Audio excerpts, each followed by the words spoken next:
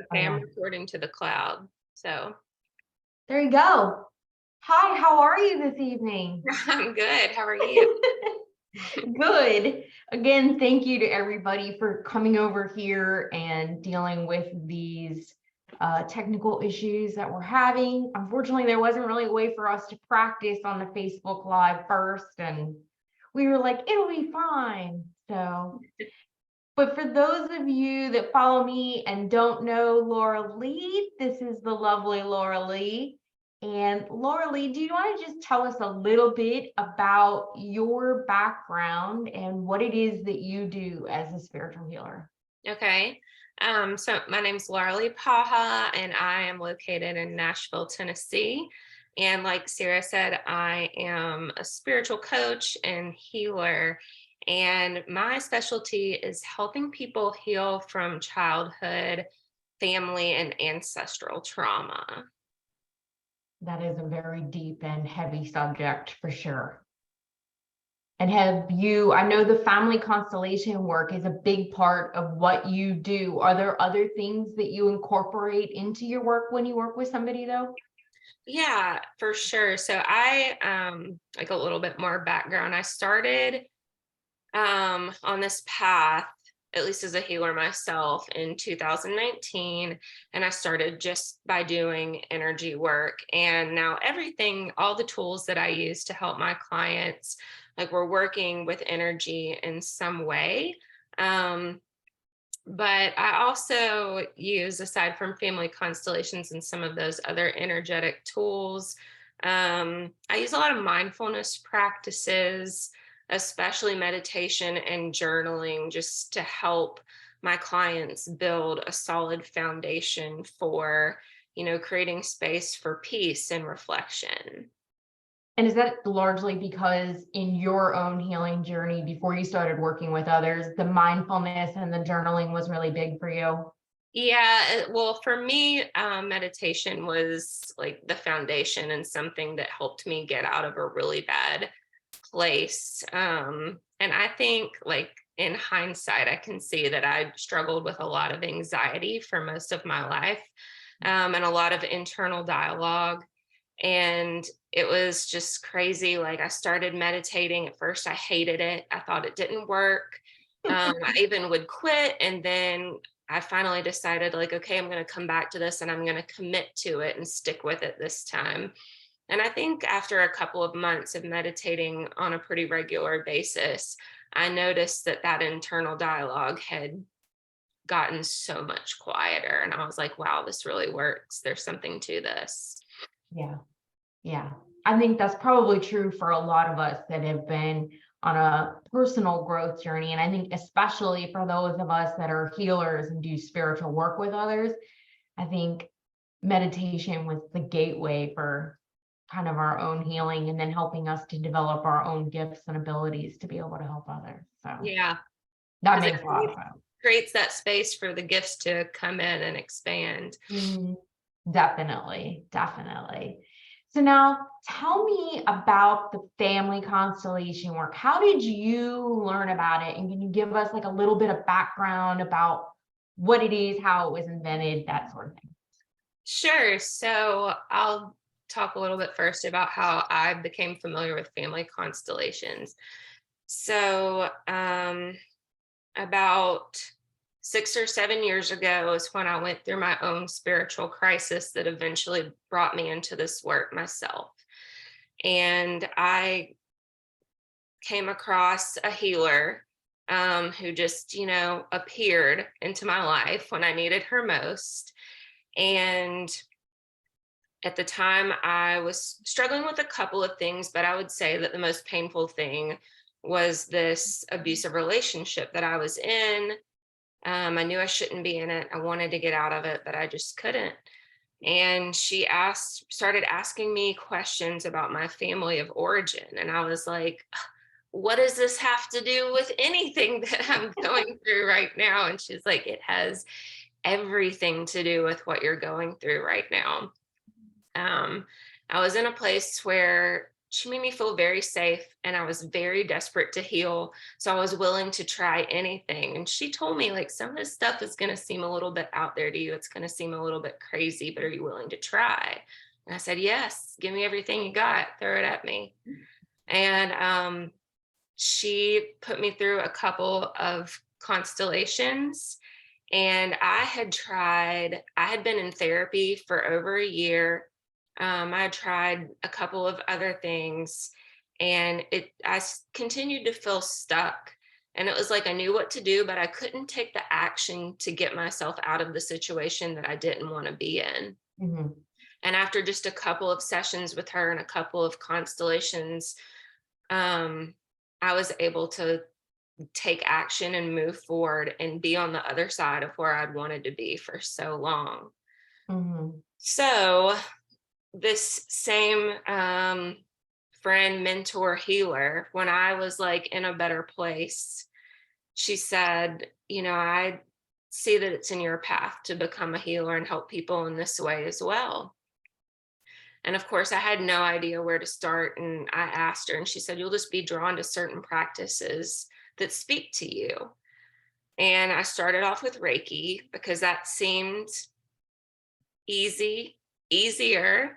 It is like the gateway, I think. Yeah, it is. It's kind of like Like a meditation is lot a of gateway. people. Yeah. Reiki's a gateway. Yeah. And I think I avoided constellations for a little bit just because the work seemed so powerful that I didn't have the confidence that I could actually facilitate that kind of deep healing for other people. But I just kept coming back to it again and again. And finally I asked her, like, how do I learn how to do this?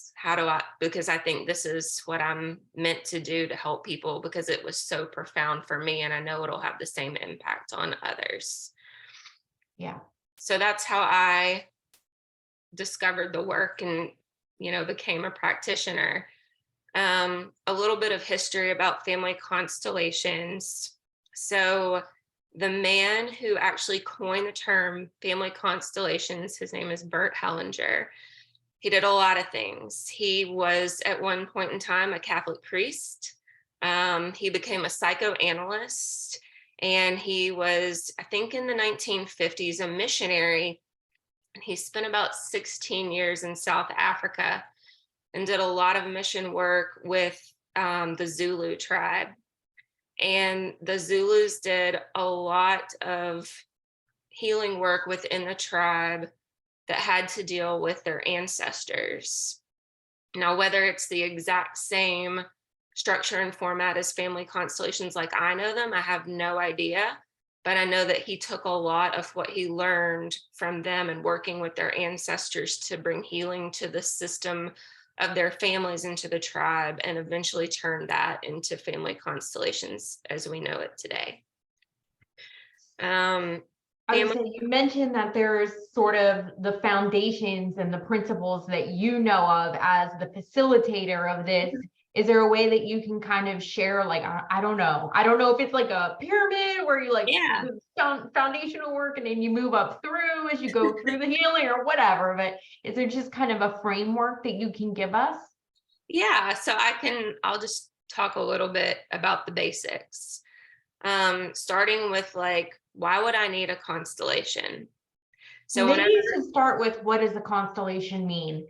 Because I think most of us hear constellation and we think of the stars, and that's not what it is. So maybe we should just start real basic and say, what do they mean when they use the word constellation? What does that look like in family constellations? So a constellation is just a way of working within the energy of a system. Okay. And traditionally, we worked within the family system, which includes generations, ancestors, but we can work within systems as small as like ourself as a system. Okay. So we're made up of lots of systems, just as human individuals. And a system could be a business, an organization, a community, and we'll even see collective constellations. So it's really just choosing what system you're wanting to work within, really to bring more awareness to what's going on within the energy of that system, and then actually going in and working within the energy. Okay. Okay. All right, now you may continue on with the principles. So usually when someone either wants a constellation or just comes to me for help, the question I'll ask is either what's not working in your life or where are you feeling stuck? And regardless of whether they feel like there's a block in their prosperity, in their health, in their freedom, in their relationships, constellations will give you a lot of information about why you're feeling stuck and blocked in the first place. And usually there's actually, if you want beyond this conversation to learn more about constellations, there's a book by a constellation facilitator called It Didn't Start With You. And the theory behind that is like whatever you're suffering from right now, wherever you're feeling stuck, there's a pretty good chance that this problem didn't start with you, that you can trace those patterns back throughout your lineage. And so there's only 3 principles in constellation work: belonging, order, and acknowledgement. And when you get to this place where you feel like something is off, like something is not working, I can almost guarantee it's because something that belongs within the system that we're dealing with has been excluded, or something within that system is somehow out of order, or something in the system is calling to be acknowledged that hasn't been acknowledged into our consciousness for whatever reason. That makes a lot of sense. That Yeah. makes a lot of sense. Like even not knowing this work, that just makes sense. So then how do you develop a constellation for someone? I mean, it's not in the stars.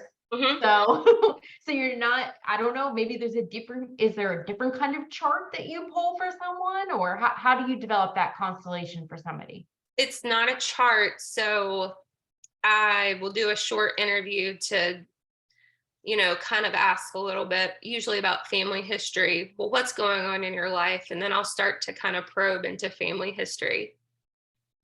And from there, I'll actually start to dive into the energy of that system. What we call it in constellation work is the knowing field. And if you're familiar with any kind of energy work, there's so many different ways that we can tap into energy. If I'm working with somebody who's not where I am, we're doing it virtually.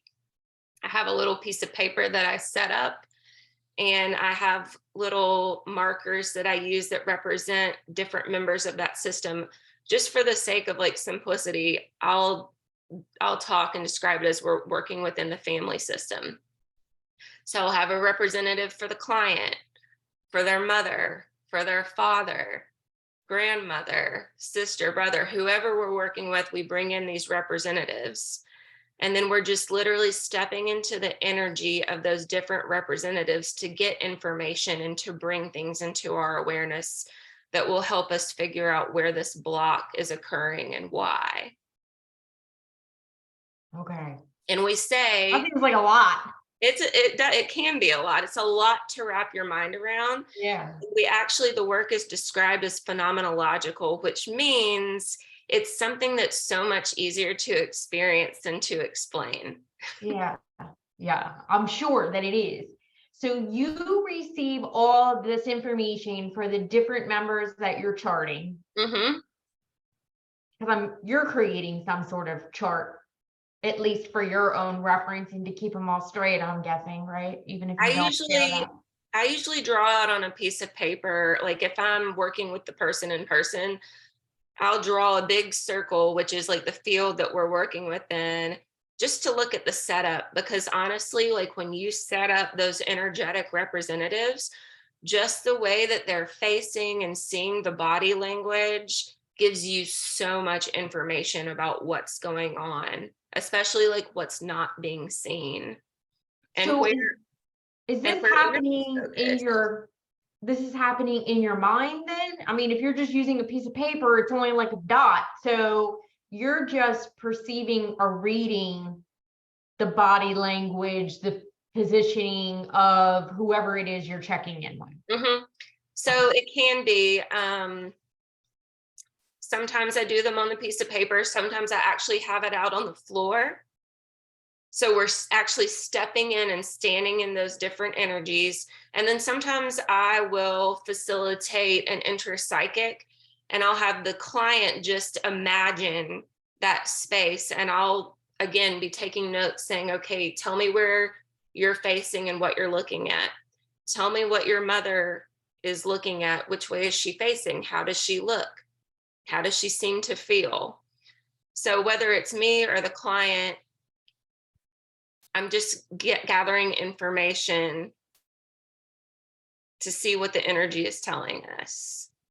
Okay. And then intuitively, again, as a facilitator, though, maybe do you guide them to kind of uncover things on their own, or as a facilitator, you are collecting and taking in that information and deciphering it for them? So when anyone's representing, whether it's me or the client, we say that we are lending our nervous systems to the people in those systems. So whatever they're thinking, feeling, experiencing just comes through us. So I'm really, as a facilitator, just holding the space to allow whatever needs to come up to come up. Does that answer your question? Sort of. I mean, I guess maybe another way to say it is I imagine there must be some interpretation that needs to happen. If the person is doing it in the room with you and they're stepping in, they're kind of just calling out whatever they're seeing, they may not be in that moment really realizing what something means or how it connects or ties Okay, back. sure. Yeah. Right. So yes, if I wasn't the one representing, then I just kind of allow them to share whatever they're feeling. And then, like, using that information, it gives me a pretty good idea of where the blocks are. And that's when I start to try to create movements within the field to get things unstuck, if you will. And how that happens is asking questions to the different representatives and ultimately trying to get them to be able to see each other, for the representatives to be able to see and acknowledge each other. And if that happens, if they can see each other, then we try to get them to exchange healing words. And really, it's, yes, like, things are shifting and changing when people can acknowledge each other and exchange words. But when those healing words are exchanged, you can literally feel the energetic shift. And not just me as an intuitive, but like the clients can feel it too. And that, again, is something that you just have to experience. Oh gosh, I can only imagine how, as a client, how incredibly emotional that could be, especially if you've not done a ton of therapy and started to work through a lot, and you're really overwhelmed, feeling really, really stuck. Like, so I mean, that's delicate work, and I know that a little bit on my own from my work with people. It's a special skill to be able to hold space for somebody Yeah. in that way. And so what do you think in this kind of work for you, what's helped you the most be able to hold space for people like that? Experience, hours and hours and hours spent working in the field myself. Because you just, like, it is so delicate and people are so vulnerable. And honestly, like, I know one of two things will happen. Either, for new clients especially, but they're either going to stand there and be in complete disbelief that this is happening, or they'll just be in tears, like the emotions really start to flow. But I think because before, at least the way that I was taught by my teacher, before I'm ever allowed to facilitate a constellation, even a simple one that's like a one-on-one. I've spent a lot of time representing and working in the field, either in my own constellations or representing for other people that I train with. And I think that's just the best way. I'm not going to say it's the only way, but for me, that prepared me to hold the space for my clients because I know what's happening. I've been there. I know how sensitive and delicate it is. And it's taught me how to hold the space. Mhm, mhm.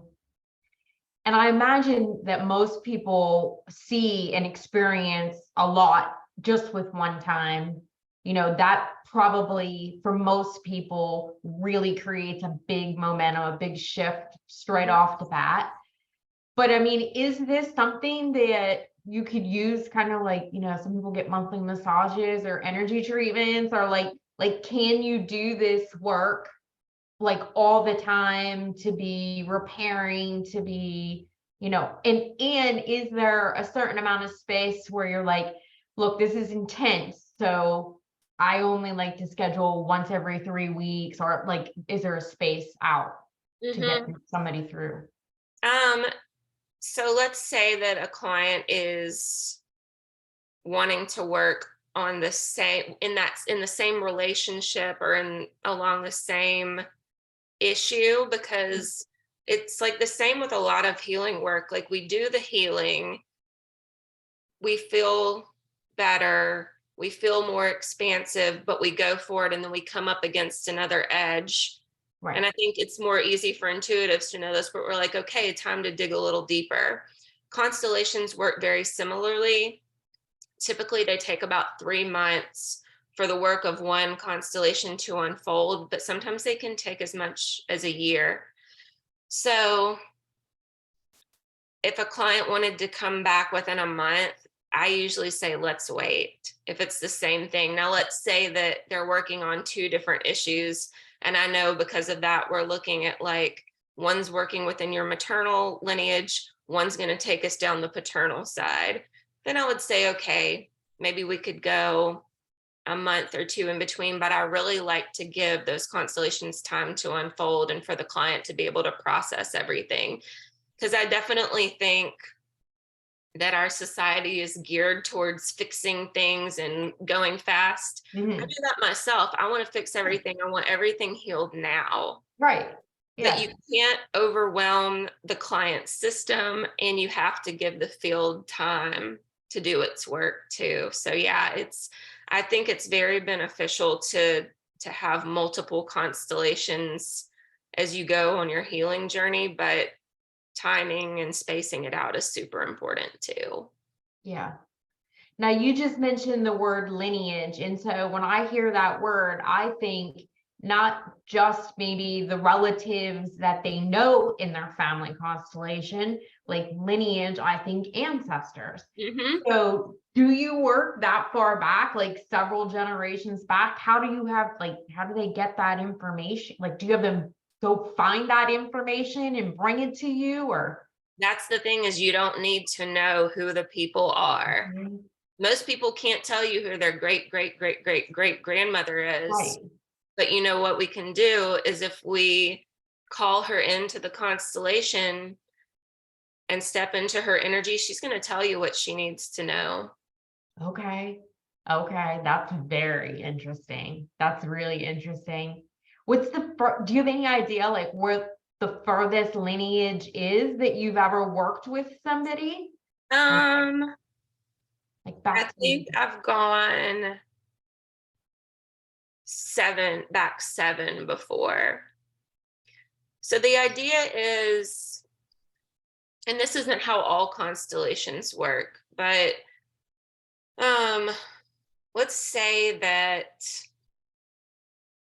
you're in an abusive relationship. You know your mom was in an abusive relationship. You're not sure about your grandmother, but you're trying to get down to like, well, where did this start? This would be actually, I know it might sound complicated. This is a simpler constellation. What I do is I put the client on the floor, the mother on the floor, grandmother, great grandmother, And I continue to work from there, and I'll step into each energy until I find the one that to me feels resourced, because there's always an ancestor who is resourced and can send healing up through the line. So that's what resource means, Mm-hmm. that they have the ability to send healing up through the line. Mm-hmm. And so, and also that would mean that the pattern that we're working to heal started after the one who was resourced. So let's say number 7 is resourced. 6 would be where that pattern started, and it's just continued. And do you ever have any idea like what starts the pattern? Like, do you get that information? That might be too much. I don't, that's just the way my brain thinks. I'm like, I Sometimes, want to know why, like what kicked it all off to begin with. sometimes the constellation or the field will give you that information.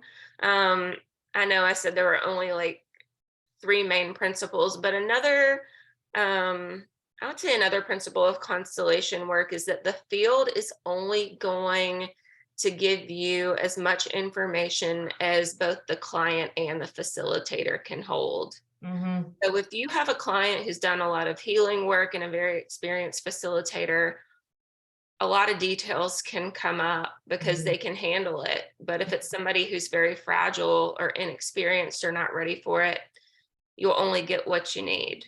Yeah, that makes total sense to me, because in my work with people, like people always are afraid. A lot of times they're afraid, like, I'm afraid what you're going to tell me. And I always say the same thing. I get a knowing, like that's part of the information I receive is, can this person handle this or not? Like, you know, because maybe I have done more work than them, like you're saying you do, right?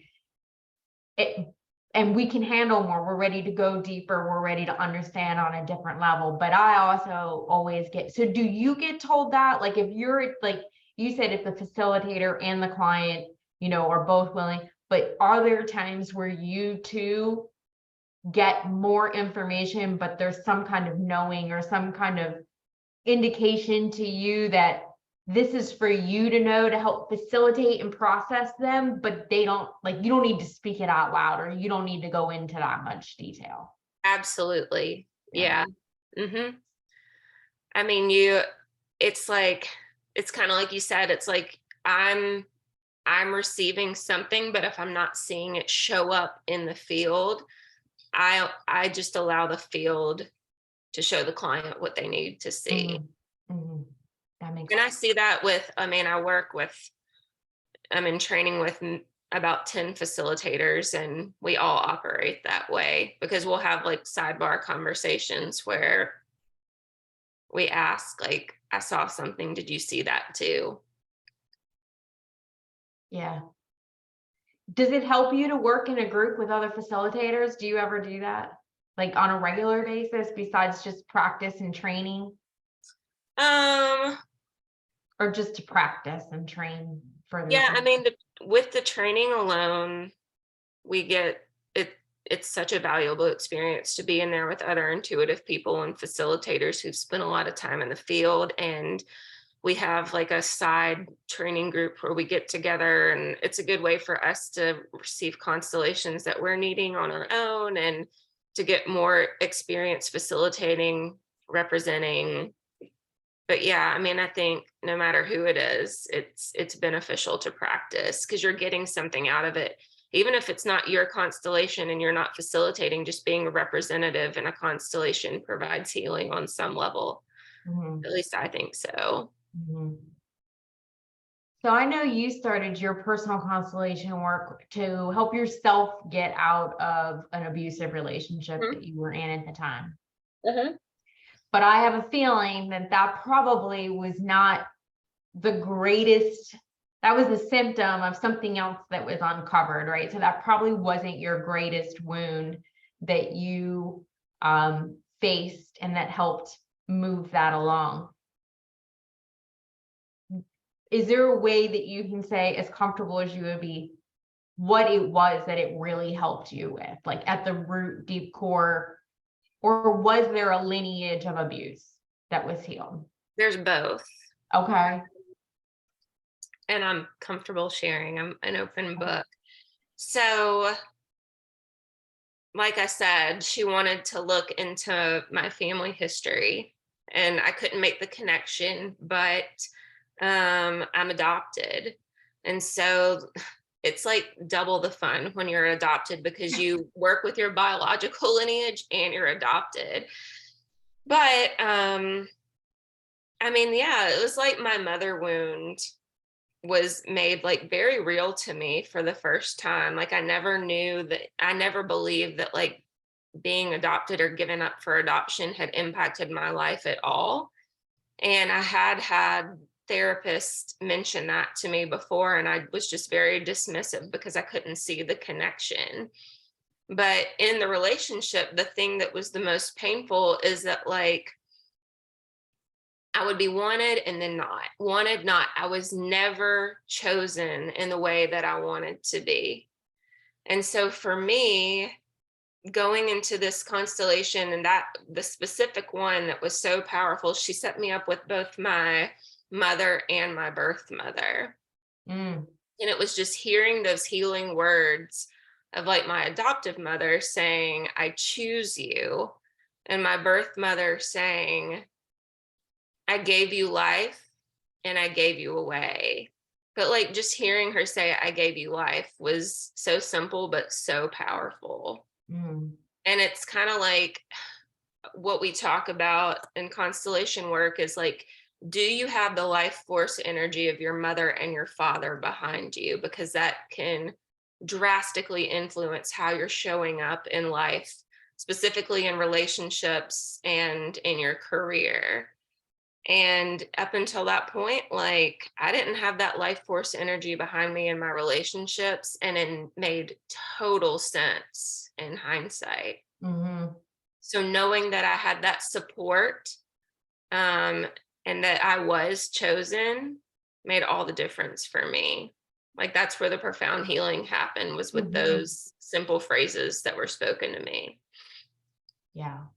Oh, I can't even imagine because I know for myself, I had my daughter really, really young. And so it's something that I've always talked with her about, that it was an incredible, difficult choice. And it certainly wasn't in my life plan to have a baby at 17 years old. And so I know for whatever reason, always felt like I needed to say to her, it was hard and I chose you anyway, you know. Um, and so I don't, we're gonna have to do a family constellation. I feel like I definitely need Sure. this now. Because it makes me wonder, like, where is it maybe in my lineage, maybe. And I do know that my grandmother on my mother's side was adopted. Mhm. But I connect so much with that understanding of healing, of feeling like you were Yeah. chosen. Wasn't an accident. It wasn't, maybe the intention at the start wasn't there, but there was a decision that was made and you were chosen. Mhm. So I can only imagine.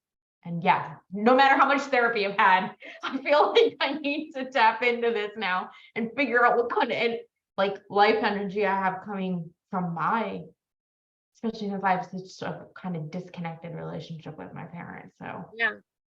I imagine, can't wait to do that. But if you're open to it, if anybody has questions or things they want to ask you, I was going to add just one more thing because you yeah. asked about the pattern of abuse. So, um,